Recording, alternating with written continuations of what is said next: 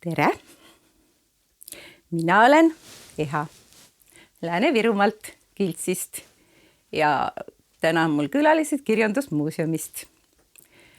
Muidu käisin ikka mina Kirjandusmuuseumis, kui olid konverentsid, aga et see maskipidu nüüd lahti on läinud, siis ei saanud kahjuks minna. Ja tulid külalised koju. Et aitäh neile. Ja kolisin mina kevadel siia ära Tartumaalt oma koju, kus ma olen elanud kaua aega, kuni 14. eluaastani, ütleme, 15. Ja siis edasi läks juba elu laia ilma Tallinna ja Tartumaale, kus ma olen põhiliselt olnud. Aga nüüd ma tunnen ennast siin väga hästi. Võtsin kõik oma topised Tartumaalt kaasa, mis seal vahepeal on tehtud ja raamatud ja värgid ja nüüd ma siin siis olen, aga Kirjandusmuuseumiga on koostöö ikka jätkunud ja mul on hea meel. Kahju ainult, et ei saanud seal kokku, sest sai teadagi, et üks minu hea tuttav sealt Kirjandusmuuseumist Urve Vares on sel aastal võitnud, mida võib-olla võib juba nüüd öelda.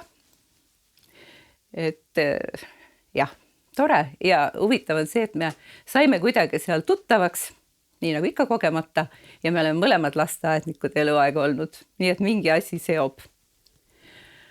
Ja Kirjandusmuuseumiga olen ma tõesti juba 8 aastat siis, ütleme nii, soojades suhetes olnud. 2012 kuulsin kogemata raadiost, et Kirjandusmuuseum tegeleb selliste asjadega nagu kogub rahva käest lugusid. Ja esimene oli see, et minuga juhtus üks naljakas lugu. Ja kui ma raadiost neid kuulsin, Elmeri raadiost, mõtlesin, et kas mul neid vähe on olnud. Ja nii see lugu lahti läks.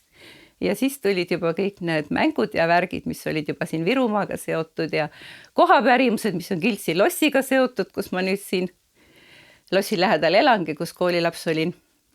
Ja nojah, ühesõnaga ma olen kirjutanud ikkagi kõigil teemadel mingit moodi, mis on välja kuulutatud. Mõni on südamelähedasem, mõni on raskem olnud. No ja seekord oli siis see vägivalla teema, mis ei olnud ka kergete killast. Ja ma ütlen, et tänu oma sõprade ja sugulaste heale tahtele sain ma need lood kirja. Et nad julgesid rääkida oma raskest lapsepõlvest, mis nendega on kõik juhtunud. Ja tegelikult oli see kaunis raske, kergem on võib-olla kirjutada kui rääkida. Kuidas näiteks üks sõbranna Ester mul rääkis, kuidas ta lapsepõlves kasvas koos oma endast vanemate õe ja vennaga, 10-15 aastat vanemad. Ja ema töötas hommikust õhtuni, kuna isa ei olnud. Isa oli Vene lennuväe ohvitser, kes lendas minema, nagu ikka pärast sõda. Ja siis Estrit kasvatasidki tema 10 ja 15 aastat vanem õde ja vend. Ja vend väga julmalt käitus temaga, ju siis tahtis tüdrukust korralikku inimest kasvatada. Nii et see väike Eevakene sai siis lausa püksirihmaga peksa ja pandla poolega ja ta ütles, et kuidas ta ennast päästis, et roomasin voodi alla, hoidsin voodi tagumisest jalast kinni, et siis läks mõni matski mööda. Õudus. Ei tea ju inimestest selliseid asju. Ja kes see seda sulle räägib, kes on igaühe oma valu. Ja siis teine lugu, mis mul selle Eevakesega meelde on jäänud ja mille ma ka kirja panin. Eeva rääkis lasteaias oma sõbrale Urvele, et tead, meil ei ole kodus üldse raha ja sellepärast peab ema käima hommikust õhtuni tööl. Ja siis järgmisel päeval toob see Urvekene lasteaeda, tuleb Eeva juurde, annab 1 rubla, ütleb, et ma tõin teile raha. Ja laps läheb selle rahaga ja õnnelikult koju ootab, kuni ema õhtul tuleb ja ütleb, et näed, Urve tõi meile raha, nüüd meil on raha. Ema ainult käratas selle peale, et ja jalamaid viid selle tagasi. Oli õhtu, pime, lumi, Estrikene läks läbi lume, läbi kraavi. Jõudis Urve ukse taha, Urve oli juba öösärgis ja ütleb, et ma tõin teie raha tagasi, meil on nüüd omal raha. No igatahes minul oli see väga südantlõhestav lugu. See on ikka vaimne vägivald, ütleks. Et taha tead ja läheb niimoodi vastu taevast. No ja siis üks teine lugu, mida rääkisid mulle tuttavad, kes teadsid oma naabrite kohta, et mees ja naine, kes lapsi ise ei saanud, võtsid lastekodust tüdruku kelle nimi oli Kaie ja ta oli väga ilus tüdruk, aga natuke vaimse puudega. Ja siis see kasuema kohtles teda väga julmalt. Et naabrid teavad, et andis siis tüdrukukesele nürilabida kätte, sidus rätikukese pähe ja ütles, et nii, ja see põllulapp olgu nüüd kaevatud, enne tuppa ja süüa ei saa. Ja et nii juhtus, et vahel magas tüdruk koguni koos koera kuudis, ei saanudki tuppa ja süüa. Et väga julmad lood selle vägivallaga. Aga muidugi on ka lõbusamaid. See, mis järgmine on, see veel ei ole lõbus. Klassivend mul, Karla. Küsisin, et kuidas sinul siis on läinud see lapsepõlv ja et kas sa ka vägivalda said tunda või kuidas teie kodus peksuga oli? Ütles, et ükskord sain küll korraliku koslepi, mis jääb eluks ajaks meelde. Ma ütlesin, mis sa siis ära tegid? Mind pandi kodus loomi valvama, lehmi ja lambaid. Ja siis mul oli midagi huvitavamat teha. Ja unustas need lehmad, lambad ja siis, kui ükskord avastasid isa ja ema ja kõik, siis kõik, mis mullapinnast kõrgem oli ära söödud, nii et talvevarud läksid. Ja siis sai muidugi poiss selle eest, kuigi enam ei herned, ei muud asjad tagasi ei tulnud. Et sellised julmad lood. Aga naljakaid on ka olnud selle vägivallaga seoses. Mitte kõik ei läinud peksule üle.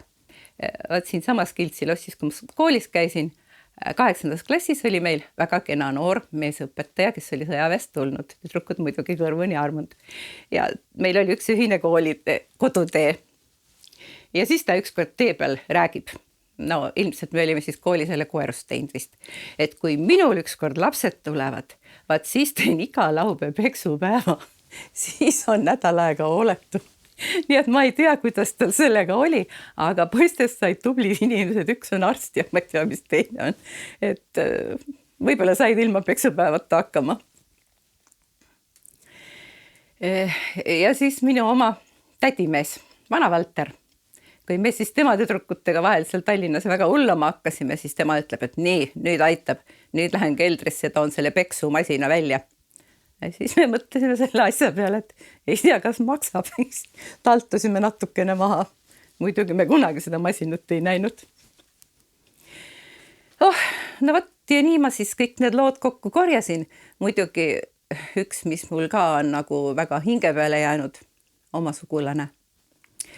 44. aastal sündinud ja ütles, et ta sai ema käest sai peksa kuni 15. eluaastani iga väikse eksimuse eest. Ja mis mind kõige rohkem hämmastab, ta ema oli sügavalt usklik. Kas siis tõesti usklikud peavad oma lapsi nuhtlema, et nad nii meelepärased Jumalale oleks? Vaat see käis mul üle mõistuse. Kui teil siin minu rebane on pildi peale jäänud, siis käisin mina Tartus. Kui inimene pensionile jääb, siis tal on aega. Eks ma elu aeglastajas olen tahtnud joonistada ja natuke on meeldinud joonistamine. Ja siis käisin Rahva Ülikoolis proua Aime Asi akrüülmaali kursusel.